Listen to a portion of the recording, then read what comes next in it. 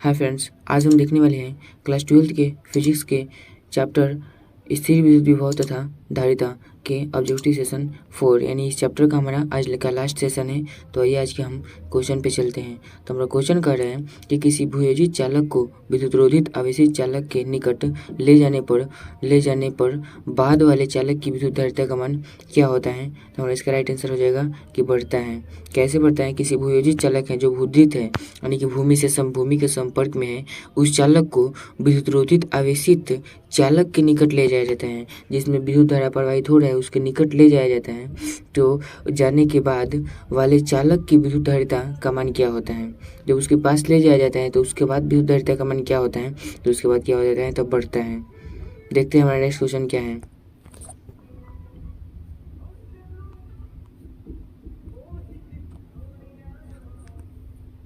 और next question कह रहे हैं कि किसी विद्युतीय क्षेत्र में चालक को किसी विद्युतीय क्षेत्र में चालक को रखने पर उसके अंदर विद्युत क्षेत्र का मान क्या होता है। हमारा कह रहे हैं कि एक विद्युत क्षेत्र है, जैसे मान लो कि यहाँ पर पूरा ये विद्युत क्षेत्र है, ठीक है। अब कह रहे हैं कि चालक को रखने पर यानी विद्युत क्षेत्र में यानी इसके अंदर चालक को रखने पर इसके अंदर विद्युत क्षेत्र का मान क्या होगा। चालक को रखने पर विद्युत क्षेत्र का मान क्या होगा।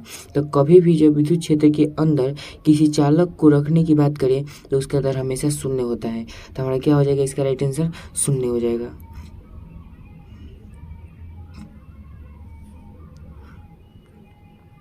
देखते हैं हमारा नेक्स्ट क्वेश्चन क्या है। तो हमारा नेक्स्ट क्वेश्चन कह रहे हैं यदि ε0 बाह्य विद्युतीय क्षेत्र तथा परावैद्युत का प्रभावी विद्युतीय ई हो तब परावैद्युत नियतांक का मान क्या होगा।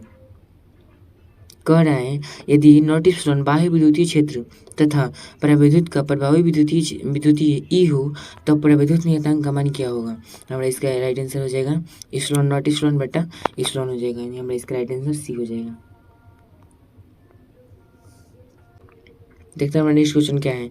तो हमारा नेक्स्ट क्वेश्चन है वान डी ग्राफ जनित्र एक मशीन है जो उत्पन्न करता है। इसका खोज वान डी ग्राफ नामक एक वैज्ञानिक ने किया था। तो इसका राइट आंसर हमारा क्या हो जाएगा। क्या कर रहे हैं कि वान डी ग्राफ जनित्र एक मशीन है जो उत्पन्न करता है। तो ये कर रहे हैं तो कई लाख वोल्ट तक का विभवांतर उत्पन्न करता है। हमारा इसका राइट आंसर क्या हो जाएगा, बी सी नंबर हो जाएगा।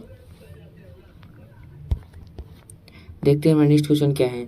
हमारा नेक्स्ट क्वेश्चन कह रहे हैं कि दो संधारित्र जिसमें प्रत्येक की धारिता सी है श्रेणी क्रम में जुड़े हैं उनको तुल्य धारिता क्या होगी। यानी कह रहे हैं कि दो संधारित्र है यानी कि C1 बराबर हमारा C है, फिर C2 बराबर भी हमारा C है। अब कह रहे हैं ये दोनों संधारित्र हैं, धारिता हैं जो श्रेणी क्रम में जुड़े हैं, यानी कि यह हमारा क्या सीरीज क्रम में जुड़े हैं। तो सीरीज क्रम में जुड़ा है तो उसकी तुल्य धारिता क्या होगी। तो हमारा सीरीज का सूत्र होता है 1/अपॉन CS बराबर 1/C1 प्लस 1/C2। अब कह रहा है इस पर हम मान रख देंगे C1 C2 का, तो 1/CS बराबर 1/C प्लस 1/C। अब इसका हम एलसीएम ले लेंगे तो हमारा इसका एलसीएम C हो जाएगा। फिर हम क्या करेंगे, C एक मरते में तो यहाँ पर 1 + 1, अब हमारा कितना हो जाएगा 2/C हो जाएगा। अब हम क्या करेंगे इसको 1/CS यानी सीरीज क्रम बराबर हमारा कितना आया था 2/C आया था। अब इसको हम क्रॉस मल्टीप्लिकेशन कर देंगे। हमारा क्रॉस मल्टीप्लिकेशन कर देंगे तो कितना हो जाएगा 2CS सीरीज बराबर C। अब क्या करेंगे CS को कॉमन ले लेंगे, CS को कॉमन ले लेंगे तो हमारा कितना हो जाएगा C/2 हो जाएगा। तो हमारा इसका राइट आंसर C/2 हो जाएगा। देखते हैं हमारा कितने नंबर में है, कोई ये वाला हमारा C/2 C नंबर में है, तो हमारा इसका राइट आंसर C हो जाएगा। देखते हैं हमारा नेक्स्ट क्वेश्चन क्या है। हमारा नेक्स्ट क्वेश्चन का है यदि कई संधारित्र उपलब्ध हो तो उनके समूहन से उच्चतम धारिता प्राप्त करने के लिए उन्हें जोड़ना चाहिए। यहाँ पर कंसेप्ट होता है अगर उच्चतम धारिता प्राप्त करने के लिए कहें तो हम समांतर क्रम में जोड़ते हैं यानी पैरेलल में जोड़ते हैं, और जब निम्नतम धारिता प्राप्त करने के लिए कहें तो उसके लिए हम सीरीज क्रम में जोड़ते हैं यानी कि श्रेणी क्रम में जोड़ते हैं। तो हमारा श्रेणी क्रम का सूत्र होता है 1/CS बराबर 1/C1 प्लस 1/C2, ऐसे ही होते चले जाता है। और फिर हमारा कहते हैं पैरेलल का, तो वो हमारा पैरेलल का फॉर्मूला होता है कि CP बराबर C1 प्लस C2। इसमें बट्टा नहीं होता है इसलिए कटने का चांस नहीं होता है, इसलिए इसका मान ये बढ़ते क्रम में रहता है। उच्चतम धारिता के लिए होता है पैरेलल समांतर क्रम समूहन, और निम्नतम धारिता के लिए हमारा सीरीज क्रम होता है यानी कि श्रेणी क्रम समूहन होता है। हमारा इसका राइट आंसर क्या हो जाएगा? उच्चतम धारिता के लिए कट है, हमारा समांतर क्रम समूहन हो जाएगा। देखते हैं हमारा नेक्स्ट क्वेश्चन क्या है। हमारा नेक्स्ट क्वेश्चन कह रहा है कि एक समांतर प्लेट संधारित्र की प्लेटों के बीच अवरक की एक पतली प्लेट रख देने पर उसकी धारिता क्या होगी? एक समांतर प्लेट संधारित्र है कि प्लेटों के बीच अवरक की एक पतली प्लेट रख देने पर उसकी धारिता क्या होगी? इसका राइट आंसर क्या हो जाएगा? तो बढ़ती हैं। देखते हैं हमारा नेक्स्ट क्वेश्चन क्या है। नेक्स्ट क्वेश्चन कह रहे हैं किसी वस्तु का परावैद्युत स्थिरांक हमेशा अधिक होता है तो 0 से कि 1 से कि 0.5 से कि 2 से। तो कह रहे हैं किसी वस्तु का परावैद्युत स्थिरांक हमेशा अधिक किससे होता है? तो 1 से होता है। हमारा इसका राइट आंसर सी हो जाएगा। देखते हैं हमारा नेक्स्ट क्वेश्चन क्या है। हमारा नेक्स्ट क्वेश्चन कह रहा है कि एक समांतर प्लेट संधारित्र 2 परावैद्युत स्थिरांक के तेल में डुबा दिया जाता है तो दोनों प्लेटों के बीच विद्युतीय क्षेत्र का मान क्या होगा? तो 1/2 के समानुपाती घटती हैं। देखते हैं हमारा नेक्स्ट क्वेश्चन क्या है। हमारा नेक्स्ट क्वेश्चन कह रहा है कि गोलीय संधारित्र की धारिता 1 म्यूएफ है। यदि गोले के बीच की रिक्तियाँ 1 मिलीमीटर है तो बाहरी गोले की त्रिज्या क्या होगी? तो बाहरी गोले की त्रिज्या हमारी कितनी हो जाएगी? तो 3 मीटर हो जाएगी। देखते हैं हमारा नेक्स्ट क्वेश्चन क्या है। जब संधारित्र में के प्रावैद्युत स्थिरांक का माध्यम है तो हवा की अपेक्षा उसकी धारिता क्या होती है? तो के गुनी बढ़ती है। कि जब कह रहा है कि जब संधारित्र में के प्रावैद्युत स्थिरांक का माध्यम है तो हवा की अपेक्षा उसकी धारिता के गुनी क्या होती है? तो बढ़ती है। और इसका राइट आंसर ए नंबर हो जाएगा। देखते हैं हमारा नेक्स्ट क्वेश्चन क्या है। हमारा नेक्स्ट क्वेश्चन कह रहा है कि प्रत्येक आर त्रिज्या तथा क्यू आवेशित 8 छोटे बूंदों को मिलाकर एक बड़ा बूंद बनाया जाता है तो बड़े बूंदों के विभव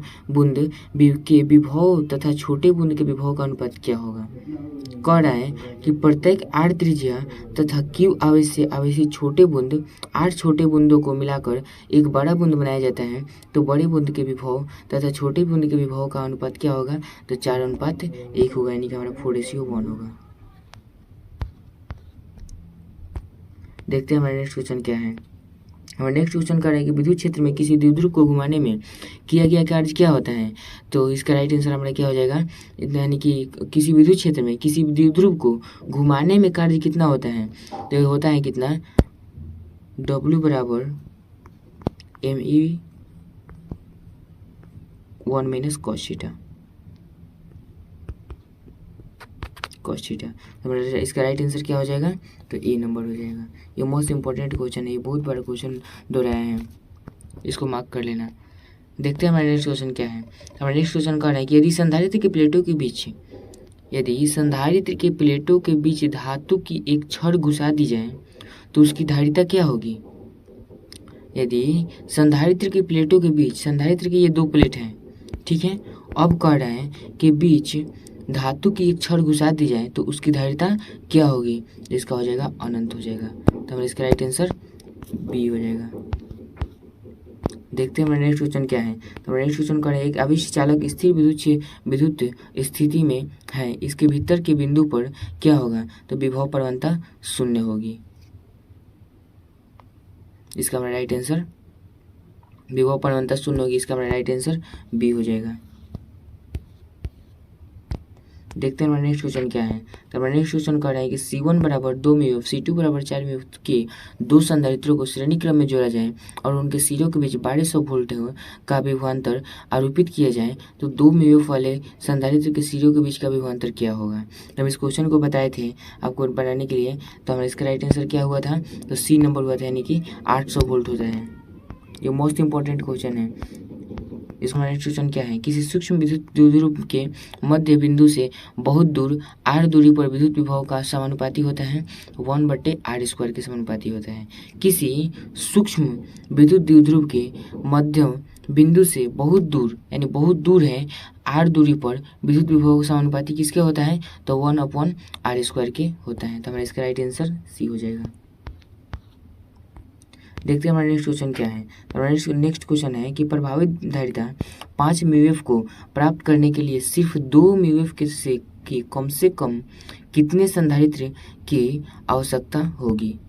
कह रहा है कि 5 म्यूएफ को प्राप्त करने के लिए सिर्फ 2 म्यूएफ के कम से कम कितने संधारित्र की आवश्यकता होगी प्रभावित धारिता प्राप्त करने के लिए। तो हमारा इसका राइट आंसर क्या हो जाएगा, 4, यानी कि ए नंबर हो जाएगा।